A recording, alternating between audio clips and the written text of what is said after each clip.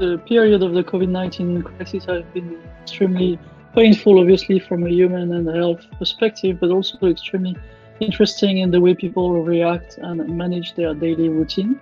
I'm going to talk primarily about the food and grocery retail because that's the one in which I evolve most. There's been a massive shift to digital and delivery, especially people that are over 50 plus, over 50, basically people that are more a risk population to the disease. You've seen, I mean, some retailers have shared that their home deliveries have been multiplied by 6 or by 5.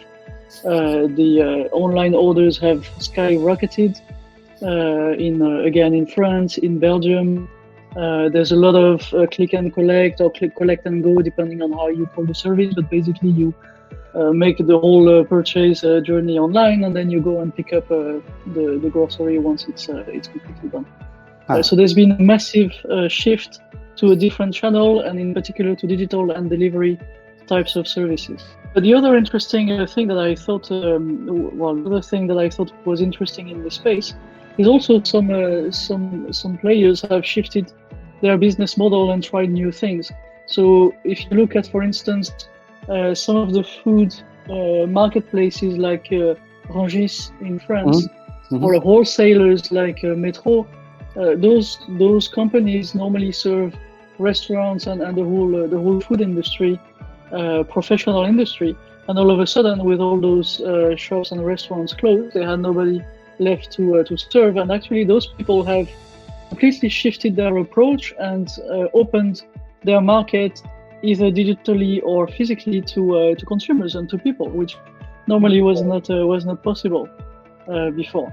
Which I think is interesting, and that might some of them might even keep that as a long-term opportunity past the crisis. I think one of the most difficult thing has been for all those retailers and companies to just handle the crisis, in the sense of putting up a response team, managing the communications, the critical decisions that you have to make on the store openings, on the safety measures for the staff, the supply chain disruption issues that you might have as well.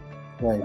It's been already challenging for the company from that perspective, and as the measures start to ease a bit in the countries, obviously it's going to be time to try to recover and then just basically find a way to keep developing their business. In all those situations, the key question is, out of what happened during the crisis, how will the dynamics reshape, and which of the changes will become permanent behaviors that will be the new normal, so to speak, and obviously not going back to whatever the normal was before.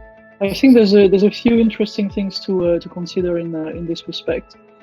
First of all, in the short term, I think one of the big challenges to manage supply chain risks and avoid any disruption in the supply chains, because the whole in the food business, but also in the other retail categories, it's obviously a major risk, and the last thing you want as consumers start to get back to some routine is to have empty shelves or empty stores. And that is definitely one thing that needs to be managed very very closely in the short term. What we've seen also in terms of purchasing behavior is that people buy more in bulk to kind of stockpile or have the necessary items, and less impulsive. And for instance, there's been some retailers have also reported on a massive increase in frozen food sales by more than 50%, for instance, in France and in Belgium. Massive increase in soups, in French fries, and those kind of things that you can keep at home for a while. Yeah. As people start to get back into a normal or more normal life, their purchase behavior is not gonna it's not gonna be an off thing like they used to buy in bulk, and now all of a sudden they're gonna get back to impulsive purchasing. This is gonna take time, and that really has to be catered for and taken into account by the retailers. The thing that will probably still happen in the short term is the fact that people buy buy more in less time. So they really look for efficiency because you don't want to spend too much time in the store, obviously, because of safety concerns. You also don't want to spend, your days on the website to do your groceries. So this look for efficiency will probably prevail still in the short term. I read a very interesting article, by the way, that shows the path when people go to the store, the path that they follow in store, and actually you see a very clear difference between before the crisis, where people just go in different alleys, go back and forth, stop in certain areas, etc. And after the crisis, where people, it feels like they're on a mission. They enter the store, they go Got it. in a very, very efficient manner. And I think this behavior will most likely stay also in the short term. So it means that the retailers need to really adjust to those things, in particular those two things, the bulk purchase and also the efficiency side. And the challenge for them is also to anticipate, out of those short-term or shift in consumer behavior, which ones will be there really for the long term. For the longer term, I think there's a few things that will prevail and remain, and I've seen some of those also in the previous pandemic situations like the SARS or other things. I fundamentally believe, and it's not because I've been in digital and e-commerce a big chunk of my life, but I definitely believe that the shift to digital and delivery is there to stay. This is already extremely mature in other categories, but in the food and grocery, maybe it is the tipping point now that was not there before, and that there's no turning back. People will definitely purchase more groceries online and get delivered for that. And it's not gonna be a Black Friday every day like it's been in some days in March or in April, but I really believe that this is going to be a step change for food e-commerce. I think some of the category shifts will be there to stay when it comes to healthier, better safety.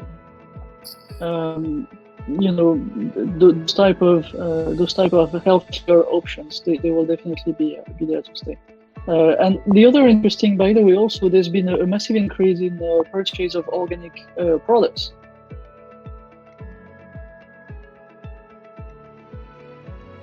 Some retailers are still old-fashioned, very much brick and mortar, and they need to obviously go much quicker into advanced technology platform to be able to deliver delightful, efficient, seamless e-commerce journeys. I think the last part, which is also challenging, is the whole fulfillment part. Because obviously with the likes of Amazon, people are used to getting things delivered in no time. So if you order this morning, you expect to have it this afternoon or something like that. And that's a challenge to handle for the grocery retailers for sure. So finding a way to have a delivery and a fulfillment proposition that is satisfactory for consumers, that's also a challenge. What we've seen also, so I mean, in terms of the impact of technology and digital, there's obviously e-commerce per se, but there's also how you manage in store.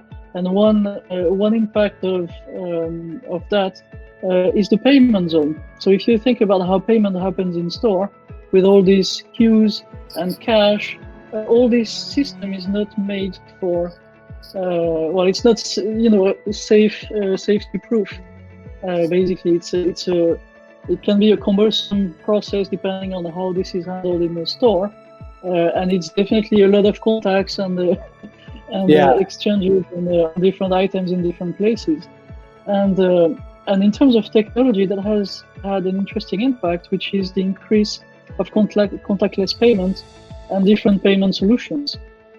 Cash payments will most likely decrease, but more and more stores have shifted quicker to contactless payment, different methods of payment. So you could think of the Apple Pay and those kind of solutions but also just contactless cards that banks propose.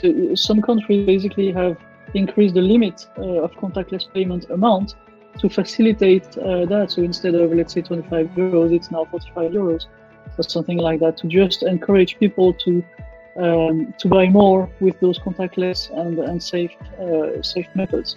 And I think that's another area where technology will probably have an impact moving forward in the retail space. I wouldn't be surprised if the way the payment zones, the payment methods, the whole process around this is streamlined and improved, leveraging more technology.